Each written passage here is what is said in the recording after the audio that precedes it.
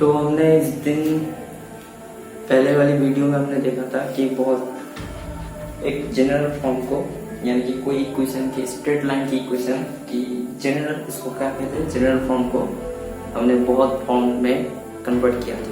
बहुत सारे form, 5 form से उनको कन्वर्ट किया था हमने, जैसे कि स्लोप इंटरसेप्ट फॉर्म था, ठीक है, इंटरसेप्ट फॉर्म था, 2 पॉइंट फॉर्म था और नॉर्मल फॉर्म था, जैसे फॉर्म थे। और उनमें हमने क्या किया था, इस जनरल फॉर्म को उस फॉर्म में कन्वर्ट किया था, सारे फॉर्म में कन्वर्ट करके हम इक्वेशन बनाया था। तो आज हम देखेंगे 3 फॉर्म को लेंगे और उन 3 फॉर्म को जनरल फॉर्म में कैसे कन्वर्ट किया जाए वो हम डिस्कस करेंगे। तो अभी मेरे पास है स्लोप इंटरसेप्ट फॉर्म। तो स्लोप इंटरसेप्ट फॉर्म हमने क्या देखा था पहले वाले लेक्चर में, ये देखना कि y = mx + c, ये हमारा क्या है, स्लोप इंटरसेप्ट फॉर्म। तो अगर ये स्लोप इंटरसेप्ट फॉर्म है तो इस मैं क्या करूंगा, ये जो हमने पहले वाले लेक्चर में देखा था, इस वाले मतलब कि जनरल फॉर्म को, मतलब कि हम किसी के अगर कोई स्ट्रेट लाइन की मतलब कि आइडेंटिटी क्या, स्लोप और इंटरसेप्ट, ये दोनों चीज हमारे पास गिवन है, तो उसका इक्वेशन कैसे लिख सकते हैं। तो अगर हमारे पास एक स्ट्रेट लाइन की इक्वेशन पता हो तो हम उसको स्लोप इंटरसेप्ट फॉर्म में कैसे कन्वर्ट किया जाए, मतलब कि स्लोप इंटरसेप्ट फॉर्म में कैसे लिखा जाए, वो आज हम देखेंगे। तो बहुत ही सिंपल है, देखो यहाँ पर क्या है, हमको क्या लिखना है, इस वाले इक्वेशन को हमको इस वाले इक्वेशन में कन्वर्ट करना है।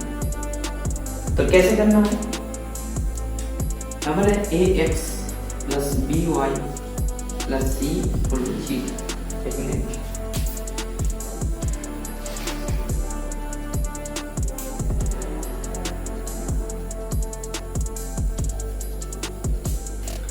तो यहाँ पर ये है, मैंने मार्कर चेंज किया, ठीक है, मार्कर एक अच्छा सा हमने यहाँ, तो मेरे यहाँ पर क्या है, मेरे पास यहाँ पर है ax + by + c = 0।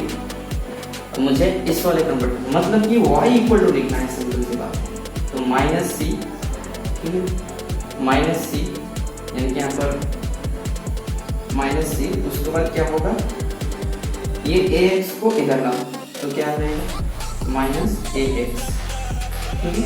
उसके बाद अगर y था तो b को इधर लाओ, तो डिवाइडेड करना, मतलब क्या हो गया, y = -c/b, अच्छा माइनस कॉमन ले रहा हूँ, प्लस a/b × x। अच्छा, क्या ये ऐसे कन्वर्ट हो गया, यहाँ पर देखो x के बदले ये है, देख सकते हो mx, ये mx है, ये क्या है, mx है। तो इसका मतलब ये हुआ, जो ये जो b a/b दिख रहा है, ये तुम्हारा क्या है, ये है हमारा स्लोप, ये क्या है हमारा, ये है हमारा स्लोप।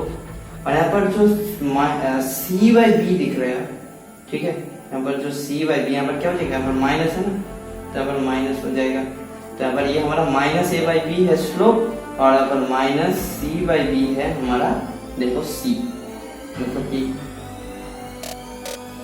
c, और c यहाँ पर क्या था, c हमारा इंटरसेप्ट था, है ना। तो ये हमारा ये जो वैल्यू है -c/b, ये है हमारा इंटरसेप्ट,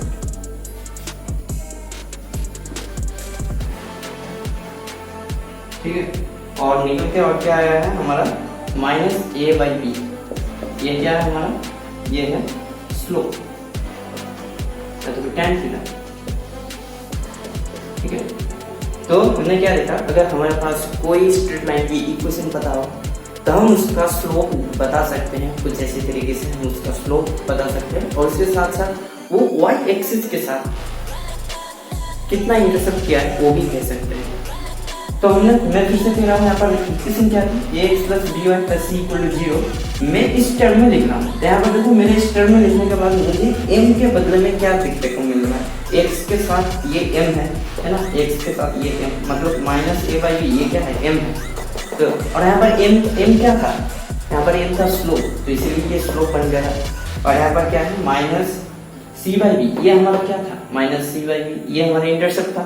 तो ये इंटरसेप्ट का काम कर रहा है ना, कोई भी इक्वेशन तो ये इंटरसेप्ट का काम कर रहा है। तो ये हमारा क्या बन गया, ये इंटरसेप्ट बन गया माइनस सी बाई बी। अब कह रहे हो ये सी अलग है भाई, इसे डिनोट क्या है, ये सी अलग है और ये सी कांस्टेंट है और ये सी है इंटरसेप्ट, ठीक है, ये अलग सी है, ये अलग सी है, ठीक है, चलो चेंज कर देता हूँ, अच्छा सी ऑन सी, ठीक है। तो क्या हो गया माइनस सी बाई बी, कोई भी इक्वेशन का माइनस सी बाई बी करोगे तो हमें क्या मिलेगा, तुम्हें y एक्सिस में जो इंटरसेप्ट का जो वैल्यू होगा वो तुम्हें मिल जाएगा, ठीक है।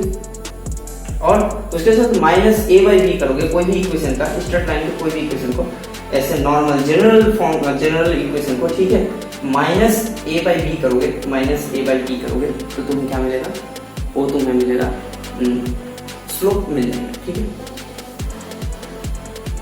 इसको नेक्स्ट में है हमारा ई, हमने देखा एक ही स्लोप निकल के आ रहा है, हम दोनों साइड का मतलब कि हमारे पास एक इक्वेशन पता है ax plus by plus c equal to 0, हमारे पास एक इक्वेशन गिवन है।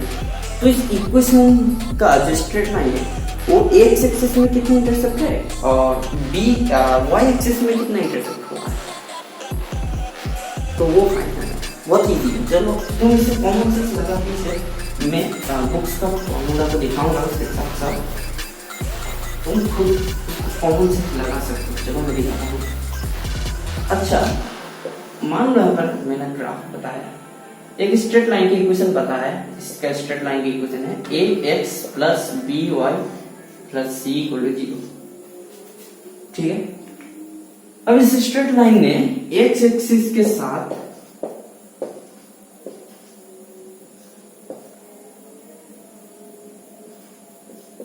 ये a इंटरसेक्ट किया है और b एक्सिस के साथ ये b डिस्टेंस इंटरसेप्ट हुआ है। तो तुम्हें फाइंड करना है ये वाला डिस्टेंस कितना है और ये वाला डिस्टेंस कितना है, जहां पर ये इंटरेक्ट हुआ है उससे इस फंडामेंटल पॉइंट का डिस्टेंस, और एक्सिस में जहां पर इंटरेक्ट हुआ है वहां से फंडामेंटल पॉइंट का जो डिस्टेंस वो तुम्हें यहाँ पर फाइंड करना है। तो कैसे फाइंड करोगे, हमारे पास अगर सोचो इस वाले पॉइंट को, इस वाले कोऑर्डिनेट पॉइंट को सोचो कि क्या होगा, डेफिनेटली इस वाले कोऑर्डिनेट पॉइंट का वैल्यू क्या होगा, 0, a, 0 होगा, ये y एक्सिस में ये 0 है और इसका क्या बनेगा, इसका क्या बनेगा 0, b है ना। अब सोचो यहाँ पर अगर ax plus by plus c equal to 0 है, इस वाले इक्वेशन पे अगर मैं काम करता हूं, इस वाले इक्वेशन पे ये जो कोऑर्डिनेट पोजीशन है इस इक्वेशन पे ये अप्लाई होगा, है ना, क्योंकि ये कोऑर्डिनेट पोजीशन इसी स्ट्रेट लाइन के ऊपर है, ठीक है। तो मैं इस वाले कोऑर्डिनेट पोजीशन को यहाँ पर अप्लाई करूंगा, तो क्या हम देखते हैं क्या बनता है। तो हमारा a का मतलब कि x का जो वैल्यू मैं यहाँ पर a ले लूंगा, ठीक है। तो ये कुछ अलग a1 है, यहाँ पर b1 है, c1 है, ठीक है। a plus b1 into 0 plus c1 equal 0, तो क्या निकल के आ रहा है, तो हमें क्या चाहिए, a1 का वैल्यू चाहिए, तो a1 इक्वल टू क्या निकल के आ रहा है, माइनस c1, ये 0 हो जाएगा बाय a, ठीक है। तो a1 equal to minus c1 by a का a क्या है, अब हमें ये इसका वैल्यू चाहिए, ओ सॉरी, हमें तो इसका वैल्यू चाहिए ना, इंटरसेप्ट का वैल्यू, इंटरसेप्ट, तो इंटरसेप्ट इक्वल टू क्या हो जाएगा, माइनस c1 बाय a1। तो कोई भी इक्वेशन का अगर उसका कांस्टेंट माइनस, मतलब कि उसका constant c minus c by उसका x का जो x का जो कोएफिशिएंट है, ठीक है। तो यहाँ पर क्या है, ये है a1, तो a1 को डिवाइड करो तो हमें निकल के आ जाएगा a equal to minus c1 by a1। तो इंटरसेप्ट का जो वैल्यू आ गया x, मतलब कि x का जो पार्टनर है हमारा क्या है a1, तो a1 c minus c1 by a1 करने से तुम्हें मिल जाएगा यहाँ पर इंटरसेप्ट कैलकुलेशन के हिसाब से, अकॉर्डिंग टू कैलकुलेशन। उसके बाद b का भी वैल्यू तुम इसको यूज करके मिल जाएगा, कैसे देखो यहाँ पर ax plus by plus c equal to 0, तो यहाँ पर हमें b का वैल्यू मैं यहाँ पर पुट करूंगा, पर a1 b1 c1। अच्छा, तो a1 यहाँ पर 0 हो जाएगा क्योंकि यहाँ पर a का वैल्यू 0 है, ठीक है, x का मतलब कि x कोऑर्डिनेट 0 है। इसके बाद b1 इंटू y का वैल्यू क्या है, b है, प्लस c1 इक्वल टू 0। अब मैं यहाँ पर b का वैल्यू लिखूंगा माइनस c1 बाय b1। तो इसमें भी क्या निकल के आ रहा है कि y एक्सिस में जितना इंटरसेप्ट हुआ है उसका वैल्यू है माइनस c1 बाई b1, और x एक्सिस में जितना इंटरसेप्ट हुआ है उसका वैल्यू है माइनस c बाई a1। मतलब कि कोई भी इक्वेशन के कांस्टेंट c और कांस्टेंट a का माइनस करके उसका डिवाइड करने से उनका रेशियो हो जाएगा इंटरसेप्ट का वैल्यू, ठीक है। और एक फॉर्म में ये हो गया। अब नेक्स्ट बनाते हैं।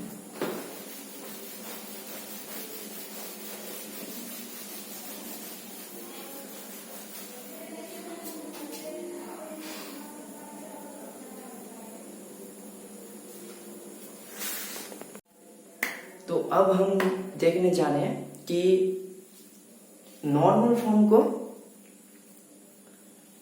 नॉर्मल फॉर्म में कन्वर्ट करना, ठीक है। मतलब कि हमारे पास ये एक स्ट्रेट लाइन की इक्वेशन है, इसको क्या कहा जाता है, जनरल फॉर्म। इस जनरल फॉर्म को हम नॉर्मल फॉर्म में कन्वर्ट करेंगे, यानी कि इस जनरल फॉर्म में जो आइडेंटिटी क्या है, ए है, बी है और सी है, इन तीनों ही चीजें हैं, और इन तीनों ही चीजों को यूज करके हम इस वाले फॉर्म में लिखेंगे कैसे, ठीक है। ये पता है, तो ये नॉर्मल फॉर्म में क्यों, पहले अगर ये पता नहीं है तो पहले वीडियो में देख लो, इससे पार्ट 1 कोऑर्डिनेट ज्योमेट्री का स्ट्रेट लाइन पार्ट 1, उसमें एक्सप्लेन किया गया है। ये क्या है हमारा, ये है हमारा, ये देखो ये हमारा पी है, ठीक है। ये क्या है, डिस्टेंस है, फंडामेंटल पॉइंट से उस स्ट्रेट लाइन का जो डिस्टेंस है वो है हमारा ये पी, है ना।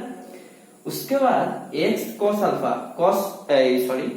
एक्स कॉस थीटा क्या है, जो डिस्टेंस मतलब कि जो परपेंडिकुलर है, वो जो एक्स एक्सिस के साथ जो एंगल बनाकर रखा हुआ है वो है थीटा, ठीक है। ऐसे ही y sin theta equal to p. तो इस वाले फॉर्म में हम कैसे कन्वर्ट करें वो आप देख। तो पहले एक थ्योरी तुम लोगों को याद होना चाहिए, क्लास 9 में सीखा था, कोऑर्डिनेट ज्योमेट्री में नहीं, ग्राफ में सीखा था। अगर दो इक्वेशन क्या होता है, एक ही दो इक्वेशन, हमारे पास दो इक्वेशन गिवन है स्ट्रेट लाइन की, और उन दो इक्वेशन की जो कोऑर्डिनेट पोजीशन मिलता है वो सेम आता है। तो अगर सेम आए तो उनका एक रिलेशन, बहुत ही ब्यूटीफुल रिलेशन होता है। वो क्या होता है कि अगर हम क्या करें, यहाँ पर ये दो इक्वेशन, ये पहला इक्वेशन और ये इक्वेशन, पहले ये बताओ ये दोनों इक्वेशन सेम इक्वेशन है, ठीक है। कैसे, देखो यहाँ पर ax plus B Y plus C, ये एक स्ट्रेट लाइन का इक्वेशन है, और उसी स्ट्रेट लाइन को इक्वेशन को हम नॉर्मल फॉर्म में लिख रहे हैं। तो एक ही तो स्ट्रेट लाइन का इक्वेशन है ना, अलग फॉर्म में लिख रहे हैं, बट तो एक ही तो स्ट्रेट लाइन का इक्वेशन है ना, हाँ, तो एक ही स्ट्रेट लाइन का ही इक्वेशन है।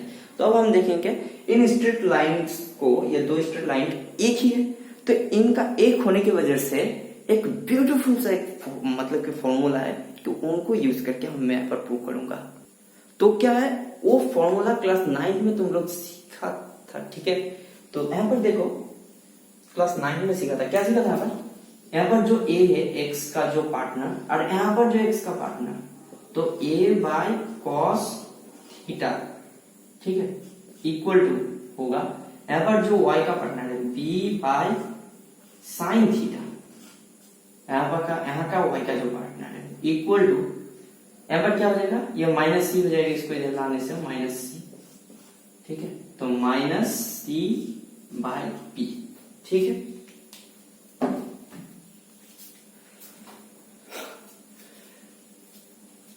तो a by cos theta equal to b by sine theta equal to minus c by p, एक हो जाएगा, क्योंकि ये दोनों एक ही स्ट्रेट लाइन का इक्वेशन है, और एक ही स्ट्रेट लाइन का इक्वेशन होने से ये क्लास 9 में सीखा था, ये बहुत ही अच्छा रिलेशन होता है, ठीक है।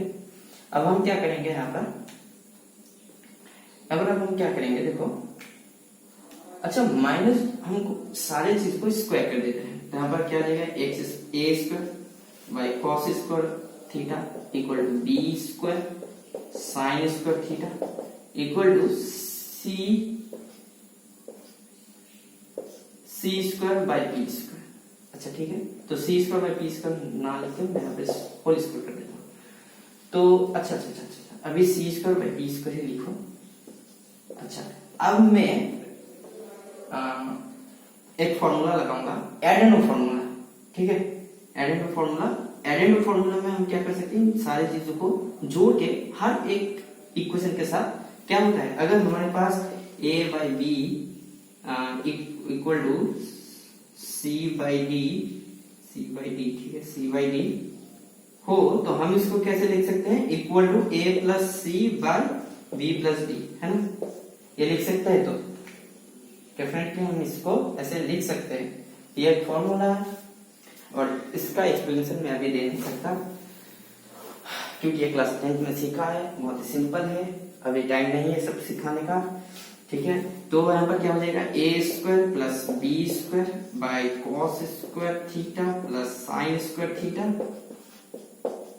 इक्वल टू सी, अब C square by B square. अच्छा, अच्छी बात है, बहुत ही अच्छी बात है। ये इसका वैल्यू क्या हो जाएगा, 1। अगर मैं लिख रहा हूँ ए स्क्वायर प्लस बी स्क्वायर, नीचे 1 हो जाएगा, तो मैं और कुछ नहीं लिख रहा हूँ। तो यहाँ पर ये होल स्क्वायर है, होल स्क्वायर को यहाँ पर ला रहा हूँ under root equal to c by, ठीक है, अच्छी बात है। तो मैं यहाँ पर फिर से लिख रहा हूँ, यहाँ पर under root A square plus B square equal to c by p, ठीक है।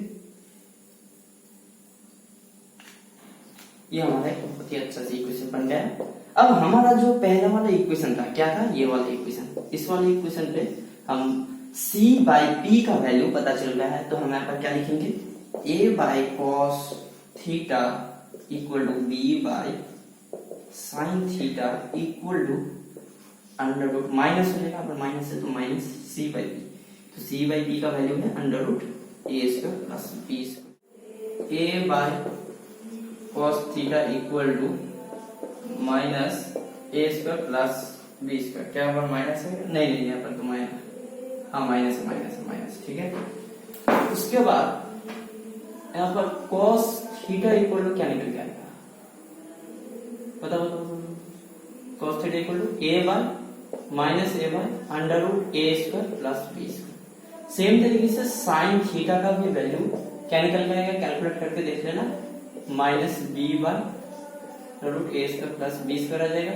और सेम तरीके से अगर हम p का वैल्यू निकालें, ठीक है, c by p equal to क्या आया है, minus a square plus B square, तो p का भी वैल्यू क्या आ जाएगा, c by under root A square plus B square minus. तो यहाँ पर सारे यहाँ पर 3 नंबर इक्वेशन, ये 2 नंबर इक्वेशन, ये 1 नंबर इक्वेशन, इन तीनों को जोड़ते हुए हमको क्या मिल रहा है, अगर हम इन तीनों को अब हम इस वाले फॉर्म में लिख सकते हैं, देखो, क्योंकि cos थीटा का वैल्यू पता चल गया है और सारे cos थीटा, साइन थीटा और p का वैल्यू सारे उन कौन से चीजों को यूज किया गया है, सिर्फ c और a b है।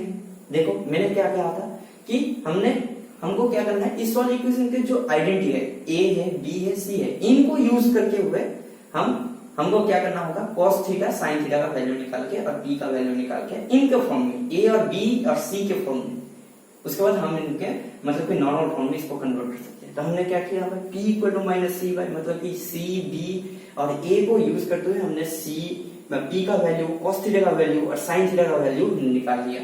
अब हम यहाँ पर इनको पुट कर देना, हमारा इक्वेशन आ जाएगा। तो पुट कर देते हैं, तो यहाँ पर मैं इसे मिटा देता हूँ,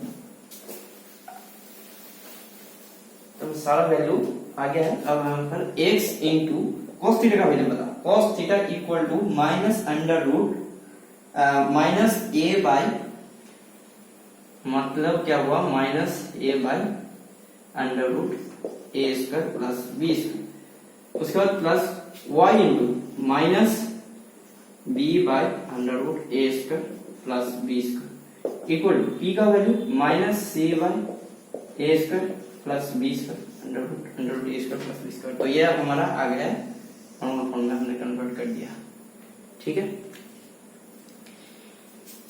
नोट कर लो। तो इसका सिग्निफिकेंस भी बता देता हूँ। इसका तुम्हारा फायदा क्या है, ये सब करके फायदा क्या हो रहा है, तुमने ये जो इसमें कन्वर्ट किया, इसमें कन्वर्ट करने से तुम्हें अगर क्वेश्चन करे कोई कि एक स्ट्रेट लाइन का इक्वेशन दिया गया है, ठीक है, गिवन है ए का वैल्यू, बी का वैल्यू, सी का वैल्यू, तो तुम उसका क्या निकल सकते हो, उसका तुम क्या क्या निकल सकते हो, तुम उसका निकल सकते हो पी का वैल्यू। मतलब वो जो स्ट्रेट लाइन है, वो स्ट्रेट लाइन फंडामेंटल पॉइंट से कितना डिस्टेंस पे, उसका वैल्यू तुम बता सकते हो, ठीक है। और उसके साथ साथ ये भी नहीं, तुम कॉस थीटा की भी वैल्यू निकाल सकते हो। मतलब कॉस थीटा का वैल्यू निकाल सकते हो, इसका मतलब क्या हुआ, मतलब तुम उसका स्लोप भी निकाल सकते हो, या तो फिर तुम उसका एंगल निकाल सकते हो, है ना। बहुत बढ़िया चीज है ये। तो यहाँ पर क्वेश्चन ऐसे ही आएगा कि अगर एक इक्वेशन दे देगा तुम्हें, ठीक है, स्ट्रेट लाइन के इक्वेशन, नॉन जनरल इक्वेशन दे देगा, अब उससे तुम्हें सवाल करेगा ये इक्वेशन फंडामेंटल पॉइंट से कितना डिस्टेंस पे है, ठीक है। तो इससे क्या करना है, तो P इक्वल टू हमको क्या पता है, P equal to -c/√a² + b²। तो यहाँ पर उस इक्वेशन के जो तुम्हारे पास गिवन है, उस इक्वेशन का c का वैल्यू, a का वैल्यू और b का वैल्यू यहाँ पर पुट करने से तुम्हें p का वैल्यू निकल के आ जाएगा, और p क्या हो जाएगा, फंडामेंटल पॉइंट से उस स्ट्रेट लाइन का डिस्टेंस। अमेजिंग है ना, कि कोई अगर स्ट्रेट लाइन के इक्वेशन पता हो तो हम उसके बारे में कितना कितना चीजें कह सकते हैं।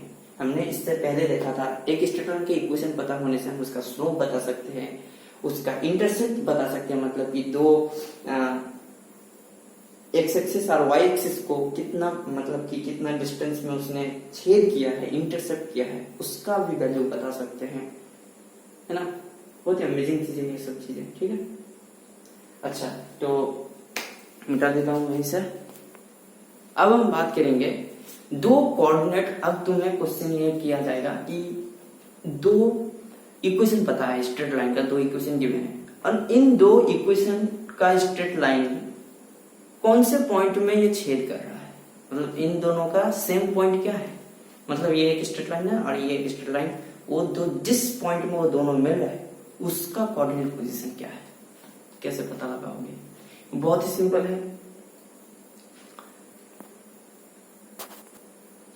क्योंकि ये क्लास 9 का बच्चा भी कर सकता है। क्योंकि देखो, अगर मेरे पास बता देता हूँ, ठीक है, मेरे पास मान लो 3x + 2y + 5 = 0, ये मेरे पास एक इक्वेशन है, और एक इक्वेशन है, वो मैं तो इक्वेशन बना नहीं सकता क्योंकि वो मैच करना पड़ेगा, ठीक है, इसलिए मैं वेरिएबल को यूज करता हूँ, ठीक है।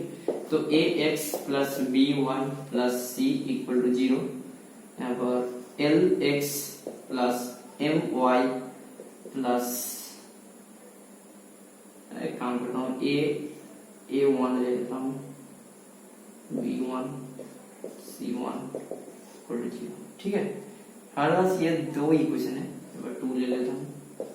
इन दो इक्वेशन का मतलब कि यहाँ पर दो इक्वेशन है, अब ये दो इक्वेशन कौन से पॉइंट में छेद किया है उसका कोऑर्डिनेट कैसे पता लगाना है। डेफिनेटली वो दोनों किसी ना किसी पॉइंट में तो छेद किया होगा, अगर वो पैरेलल ना हो तो, ठीक है। तो हम उसको जज भी कर सकते हैं कि वो दोनों पैरेलल हो। जज करने का प्रोसेस बताया था, तो ये क्लास 9 में सीखा था कि दो स्ट्रेट लाइन का इक्वेशन बताया, तो वो दोनों पैरेलल है, या तो फिर एक पॉइंट में छेद कर रहा है, या तो फिर वो दोनों एक ही स्ट्रेट लाइन का इक्वेशन है। तो सिचुएशन बताया था, एक इक्वेशन था, क्लास 9 में सीखा था कि दोनों अगर एक दूसरे से छेद करें तो एक चीज करना होगा वहां पर, ठीक है। तो उस वाले फॉर्मूला को अप्लाई करने से तुम बता सकते हो कि वो दोनों छेद करेंगे या तो ना करेगा, या तो फिर नहीं करेगा, तुम कह सकते हो। अगर उस इक्वेशन पे तुम उनका वैल्यू पुट करने से अगर वो इक्वेशन सॉल्व हो जाए तो मतलब हो गया वो दोनों छेद करेगा एक दूसरे को, अगर नहीं किया तो वो दोनों पैरेलल है, ठीक है। तो अब बट तुम ये नहीं कह सकते कि उन दोनों का सेम पॉइंट क्या है, मतलब कि कौन से पॉइंट में छेद कर रहा है। तो वो चीज फाइंड करने के लिए बहुत ही सिंपल चीज है। अब ये बताओ, इन दोनों स्ट्रेट लाइन का क्या होगा जिस पॉइंट में वो दोनों छेद किया है, उस पॉइंट का मतलब उस पॉइंट का जो कोऑर्डिनेट होगा, मान लेते हैं मैं उस पॉइंट का जो कोऑर्डिनेट पोजीशन है वो x3 3, ठीक है, x, y, ठीक है, x, y।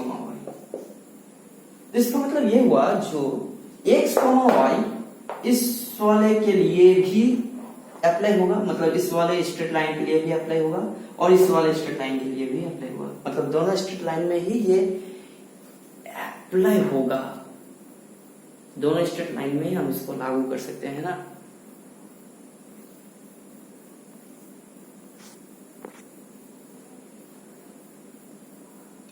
तो अब सवाल होता है ये कैसे करना है। तो पहले क्या करना है, कुछ नहीं करना है, इन दोनों को सोल्यूशन करना है, कुछ नहीं, इन दोनों का सोल्यूशन करना है, मतलब इसका x और y का वैल्यू निकालना है और कुछ नहीं। यस, तुम्हें कुछ नहीं करना है, इसका x और y का वैल्यू निकालना है। x और y का वैल्यू निकालने का 2 इक्वेशन 9th में सीखा था, एलिमिनेशन मेथड है, ठीक है। उसके बाद क्रॉस मल्टीप्लिकेशन मेथड है, उसके बाद एलिमिनेटेड मेथड है, बहुत सारे मेथड्स हैं, 5 या 4 मेथड्स हैं, उनको यूज करते हुए तुम कुछ भी मेथड यूज करते हुए इसको सॉल्व कर सकते हो। और जो सॉल्व करने से जो x और y का वैल्यू आएगा वही क्या हो जाएगा, दोनों स्ट्रेट लाइन के लिए कॉमन कोऑर्डिनेट पोजीशन हो जाएगा, ठीक है।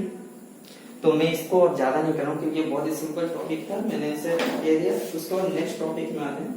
वो टॉपिक ये है कि दो equation, to find equation of straight line through the intersection of two given straight line.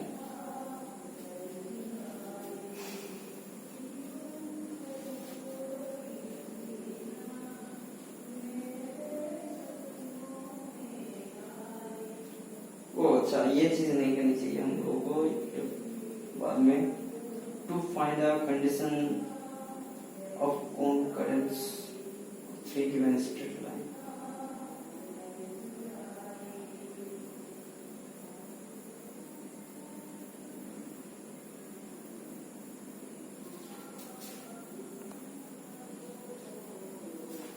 अगर तीन मतलब कि 3 स्ट्रेट लाइन्स की, मतलब 3 स्ट्रेट लाइन है, उन स्ट्रेट लाइन का बताना है कि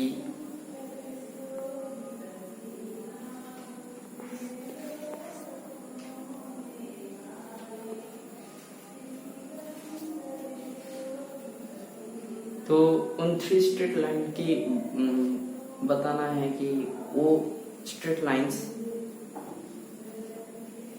क्या सेम पॉइंट में इंटरेक्ट हुआ है या तो फिर उनका अलग अलग पॉइंट में इंटरेक्ट हुआ है। तो क्या करना है, 3 स्ट्रेट लाइन है, यहाँ पर एक स्ट्रेट लाइन, यहाँ पर एक स्ट्रेट लाइन, ठीक है, यहाँ पर एक स्ट्रेट लाइन, यहाँ पर एक स्ट्रेट लाइन और यहाँ पर एक स्ट्रेट लाइन, 3 स्ट्रेट लाइन की इक्वेशन है। तो पहले 2 इक्वेशन को सॉल्व कर लूंगा, ठीक है। सॉल्व करने के बाद x और y का जो वैल्यू आएगा, x और y का वैल्यू को मैं 3 नंबर इक्वेशन पे पुट करके मैं देखूंगा अगर वो सॉल्व हो रहा है, मतलब पुट करने के बाद ax plus by plus c equal to अगर 0 आता है, मतलब x और y का वैल्यू और ठीक है वहां पुट करने से इक्वल टू अगर 0 आता है, ठीक है, तो हमको क्या मिल जाएगा, मतलब ये प्रूफ हो गया कि वो तीनों के तीनों एक ही पॉइंट में मिला हुआ है, ठीक है, एक ही पॉइंट में इंटरेक्ट हुआ है। तो नेक्स्ट, अब जो नेक्स्ट होगा वो है हमारा अलग टॉपिक, ठीक है।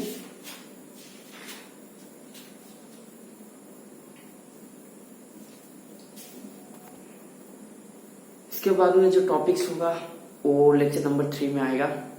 अभी के लिए ये पार्ट 2 तो आया है, अब पार्ट 3 भी आएगा, उनमें कुछ न्यूमेरिकल्स भी लाऊंगा, उसमें सॉल्व करके दिखाऊंगा, ठीक है। तो आज के लिए बस इतना ही।